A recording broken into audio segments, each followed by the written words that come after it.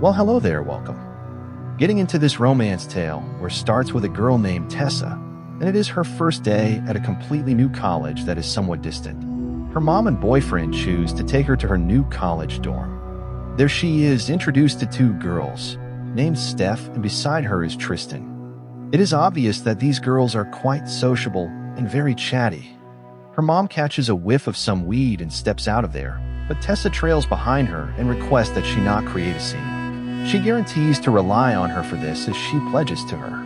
Her mother is proud of her and hopes for her success before departing from the college. Tessa's partner also departs after giving her an adorable kiss. Tessa returns to her room, where Steph inquires if she startled her mother. She believes her brother is cute, but she corrects her by saying he is her boyfriend. Steph departs immediately after. The next morning, she gets up and happily walks to her classroom, where she finds a guy named Landon. He is an English student unlike Tessa, whose field of study is economics. She appears thrilled and eager for her classes. Returning to her dorm, she comes back after enjoying a nice bath and discovers a guy sitting in the room, reading a book quietly. She was surprised to see him and told him to go, but he advised her not to shrink away because he wasn't paying attention. Steph gets there and verifies that it is her friend. Steph invites her to go with them to the party, but the guy is certain that she won't attend. Before departing, he reveals to her the conclusion of the book she was reading, titled Great Gatsby, thus ruining it. The following day, she was studying in the library and once more spots the same guy. This makes her quite uneasy, while both lock eyes for a moment. Later, Steph comes up to her and invites her to a party that evening. She insists on not going, but she decides to alter things a bit. Tessa picked a dress to wear, and upon seeing it, Steph thinks it is a little too formal. They are finally at the party, where everyone is drinking and having a good time. Later, Tessa meets all of Steph's friends. They encourage her to have a drink, and at first, she is unsure, but she eventually takes a shot right after a girl from the group speaks harshly about her. They choose to play a game of truth or dare. Tessa picked truth, and she is being asked where the wildest place she had a romantic moment was. She decided to skip the question and pick dare instead. The villain from the group approaches and asks if she wants to participate, but she is finished with the game and walks away. She calls her boyfriend, but he somewhat reprimands her for drinking, and she hangs up the call. Later, she enters an empty storage room and gazes at the books. She is once more approached by the villain, who asks her what she was searching for. Tessa is concerned that he might be intoxicated, but he reassures her that he doesn't consume alcohol, just like she does. He shows her that this is his room, while holding her hand.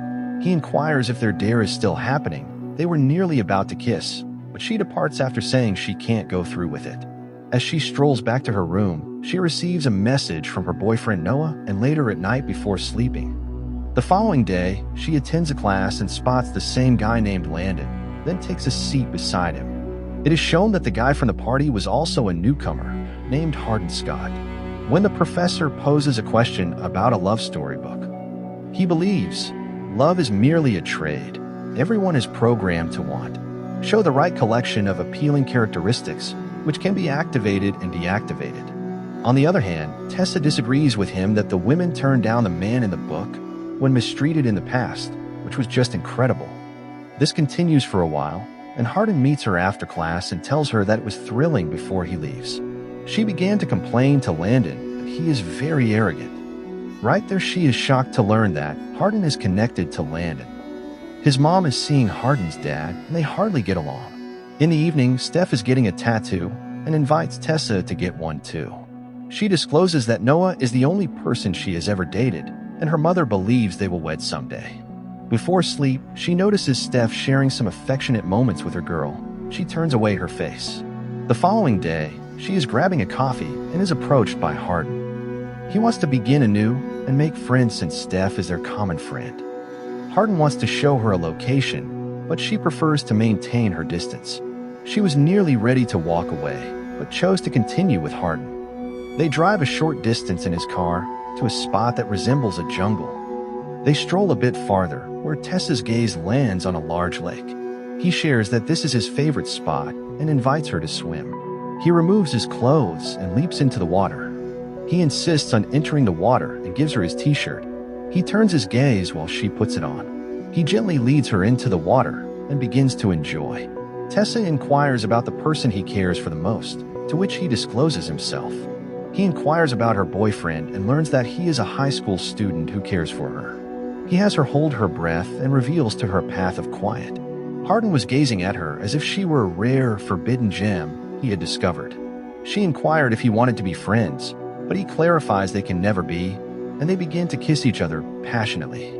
After, he again shifts his gaze so that she can change, but Tessa instead reaches out to him, and they begin to share romantic moments.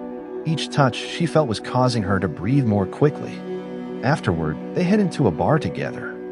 Tessa inquired about his past life, but he chose to skip the question. She inquires why he doesn't have faith in love due to the event in class, but he advises her not to take everything he says seriously and makes Tessa chuckle. At the same time, Steph and a different friend of Hardin arrive and join him, causing him to behave a little strangely. Later, he tells Tessa that it was all enjoyable, but he doesn't date, even though Tessa was ready to share about them with her boyfriend. Hardin appears somewhat let down after she departs. Returning to her dorm, in the morning she discovers Hardin sitting beside her. However, this was merely a dream. The following day, she sees her boyfriend waiting outside with flowers. She couldn't believe that he was present. Tessa and Noah both attend a party at night, where Steph and her group choose to play the suck and blow game. When Tessa's turn arrives, she does not take part, to which Noah acts a bit protective, while Hardin steps in and begins to fight. Hardin departs immediately after. Later in the evening, Tessa was viewing a film with Noah but is worried about something.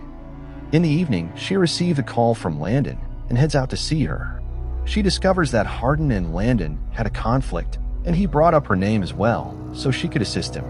She learns that he is unhappy about his father marrying Landon's mother, while her mother resides in a mess back in London. He shatters the glass and Tessa gets hurt while attempting to pick it up. He brings her to his room and says sorry for how he treated her before. Hardin says that he is a wreck, to which Tessa also believes that she is a wreck. Noticing this, they both begin to share a brief romantic moment. One thing led to another, and she ended up resting the whole night in his room. She approaches Noah, who is quite concerned about her. Immediately after, he spots Hardin standing there and realizes what is truly happening. He departs the location immediately after. She strolls back to her dorm heartbroken, while being seen by Molly. Tessa feels as though she has lost a close friend. What she was experiencing could not be captured in basic terms. She felt quite unhappy during her classes and was attempting to speak with Noah. One day, she spots Hardin outside and they choose to chat. He was not anticipating seeing her. She began to explain how her father departed when she was only 10 years old. Her mother could not endure this pain. While she was looking after her, Noah was present to assist. Noah is her closest friend, but he was so much more, she discloses. One day, Hardin has Tessa remain before the library shuts. He reads a book while she sits on his lap. Security locates them and chases after them. They chuckle while fleeing. This was set to be an unforgettable moment for both of them. Their connection was being observed by their friends. Hardin wouldn't even wait for her class, coming inside to tell her she was lovely. One day, Tessa saw Hardin was jotting down something in the notebook. She wants to view it, but he mocks her frequently. Shortly after, they begin to share romantic moments. Unexpectedly, her mother swings the door open and discovers them in a compromising position. This was sufficient to make her extremely angry. She began to blame her roommate. She believes Tessa will mess up her life because of a guy. Tessa begins to argue and tells her mother that she will live her life the way she chooses and not how she wants to shape it. This makes her mom sad and emotional. Before departing, she implies that he will shatter her heart and also sever ties with her. She later discusses the situation with Landon, but he believes Hardin is complex. He advised her to be cautious. Hardin brings Tessa to a location that belongs to a friend of his father's, who is currently living in Italy. Hardin proposes to stay together in this location. Her mother cuts her off, so Hardin needed to take action. They both move into this place and begin to enjoy a joyful relationship. They share a lot of time together, giggle, and appreciate the little moments. They visit numerous locations together. Hardin still can't believe that she is his now. He thinks that he does not deserve her, while Tessa thinks nothing will alter the way she feels about him. They later attend the wedding celebration of Hardin and Landon's parents.